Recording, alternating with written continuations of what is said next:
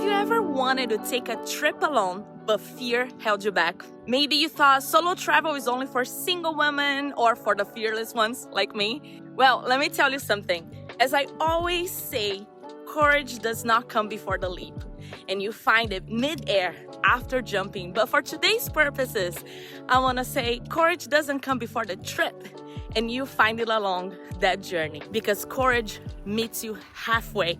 That's the biggest takeaway of today. Welcome back to Fearless Fridays. I'm Sally, and every week I take you on a walk on the park with me to talk about courage, travel, and creating the life you were meant to live. Today we're gonna talk about why traveling solo might just be the most empowering thing you've ever done. Whether you're single, married, or anywhere in between, that doesn't matter, because traveling solo is about experiencing on your own. And today I'm gonna give you 3 key insights and answer some pressing questions about solo travel and why you should do it. And I would love to hear the comments if that hit the spot with you and help you take the leap. So let's jump right in.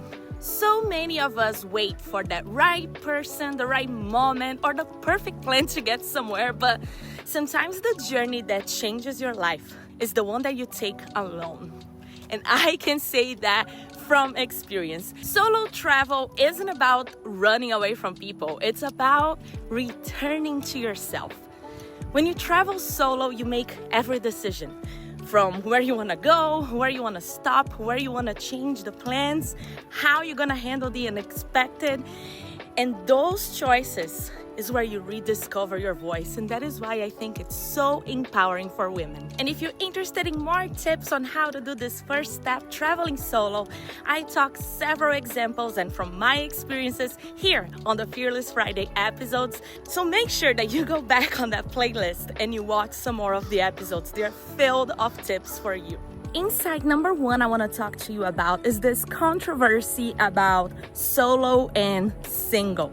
A lot of people think that traveling solo means that you're single, which is not correct. One thing has nothing to do with another. Traveling solo is such an empowering thing to do, for you to discover who you are in your inner core. And that's not just for who's single. This is if you're married, if you have a boyfriend, if you are in any kind of relationship, you should always. I preach this so much, especially after coming out of divorce, that you have to feed that one person that you are. We are all individuals, even though we can be together with other people. And it's so important that you curate to your own life, your own hobbies, your own things to do, and especially developing the skills that come with traveling solo, discovering yourself. So I want to break that myth here and say that traveling solo does not mean that you are single. I have several people, especially in the cruising solo mini season we have here in our channel. I met so many people that were married or had boyfriends, but they were taking that experience on their own. I couldn't encourage you enough to take that leap on your own and to start experiencing these life-changing scenarios that traveling solo only will bring to you. My insight number 2 today is about all the questions I get about being alone. You will learn that being alone does not mean that you're lonely. It means that your awareness is gonna grow. Aware of your surroundings, awareness of your strength, of your intuition, and that's where real confidence starts. For me, one of the greatest examples, especially in the camper van world, or even if you travel with an RV, is about boondocking, which means parking and camping for free, usually off-grid in an area that is not a real campsite. That has really shaped my intuition. When you're traveling like that solo and you have to find a place to sleep and pull up, well, although I do that smart, I have some apps I use and I read great reviews, but sometimes something just feels off.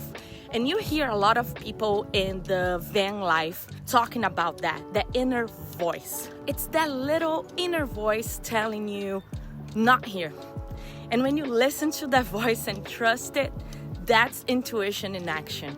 It's something every solo traveler talks about, but I didn't really understand until I experienced it myself. And I want you to be able to experience that too. Boondocking for me taught me to trust my gut, It's like a muscle that gets stronger every time you use it. So every trip I take, I feel I am very more tuned into that inner voice that tells me things throughout my life. And if you're thinking about van life or solo travel, here are a couple of ways to do it smart. Number one, I use the app iOverlander. That's where you can read reviews and get recommendations of places to stop and spend the night boondocking. And also I recommend Harvest Host membership. That's the one I feel the most safe when I travel in this style van life. I'm gonna leave the QR code right here in the corner if you wanna try Harvest Hosts. If you go back to the first episode of this season in Utah Mighty 5, you see I spent the night in an amazing farm. Check that out, sign up for Harvest Hosts, and if you sign through my QR code right here, that's a way of supporting me and the channel, so thank you for that.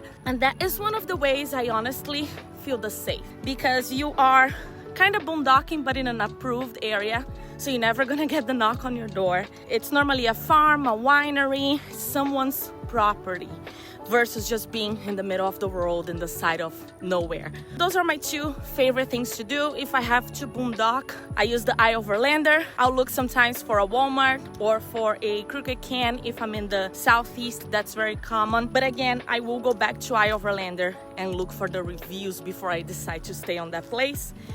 And once I stop in that location, I really check with my gut and see if I want to stay there or not. You see that on this episode coming this Sunday. Tune in the channel to watch that vlog, because I had an experience I had to move out of where I was. Insight number 3 is about safety, since we're kinda in that topic.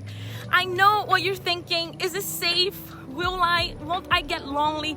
Those are real fears, everyone. So don't let that block you. Let's face them together. If you safely start with preparation and you start small, a day trip, a weekend getaway, or even a solo coffee by yourself at the park.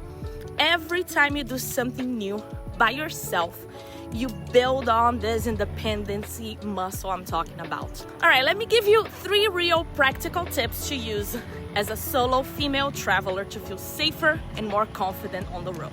Number 1, take a self-defense class. Check in your neighborhood. It's a great way to meet people, to exercise, and to feel confident about your own safety. You know, you have some tools there, to self-defense yourself if it comes to that point. But again, if not, it's a good way to meet new people, exercise, and gain those skills. Number 2 is carry the appropriate tools when you're traveling solo, and most importantly, practice with them. There are several non-lethal options you can carry that aren't about hurting someone. They're about giving you time to get to safety. For example, a long-range pepper spray is something I recommend. And another option I like is a small stun device. I use this one that I'm leaving the QR code here. It mimics a car key, so you can have it with you.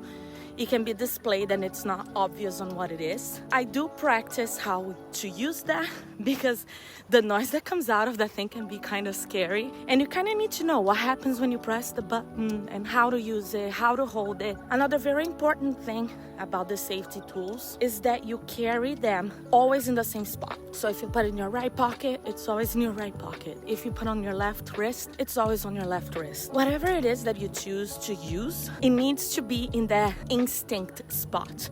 So you're not, where did I put it this time when you need to use? Because if you need to deploy that, you probably won't have time to have those thoughts and to go through that troubleshooting process. It needs to be second nature. So practice with it. For example, when I come on walks, I always bring that stuff with me. Always when you're out solo. Come on, females out there. Be safe, be protected. And the third tip is learn how to be aware of your surroundings and learn the tips on how not to make yourself an easy target. I talked a lot about that on the Fearless Fridays episode 1, so make sure you go back there to watch some of that chat. And I hope that helps you feel safe when you're out there. Insight number 4, let's talk about loneliness. I get lots of those questions that you all send me about this. So let's have a sit here and chat up a little bit about loneliness. The truth is, you will meet people when you travel solo, more than if you travel with friends or your husband, your boyfriend, whoever that company is. Because if you're traveling with someone, the whole time you just,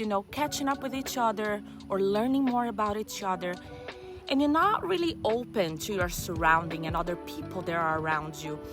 Or if I go to experiences like a dinner show or something that you will sit with other people you normally wouldn't if you're paired with someone else or a group.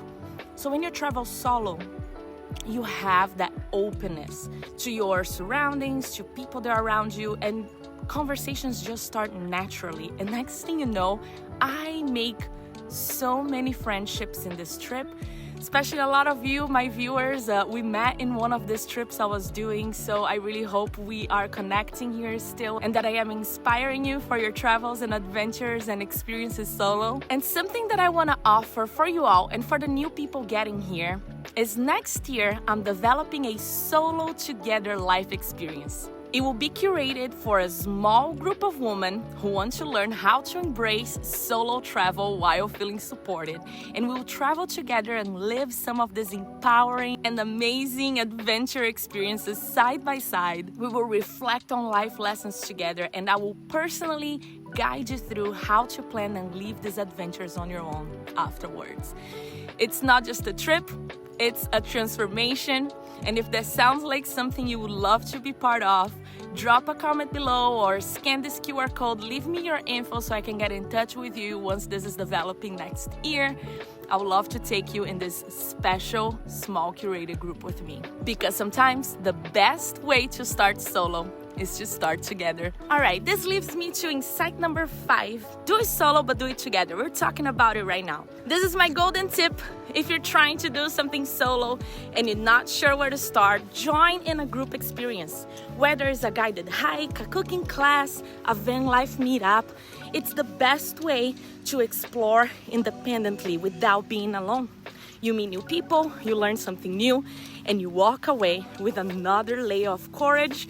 And what I've been talking about in this episode, you're gonna build that muscle of independence. And the more you build that muscle, the more you can do it safely and explore these experiences on your own. So the message I want to leave you today is that solo experiences are not always about being alone. They're about discovering who you are in that experience and surprising yourself with what you doubted you were capable of. Gaining a new level of independence, confidence at each experience and each step that you push yourself forward. Whether you're single, whether you're married, or somewhere in between, I want to encourage you here to take that leap, to take that trip.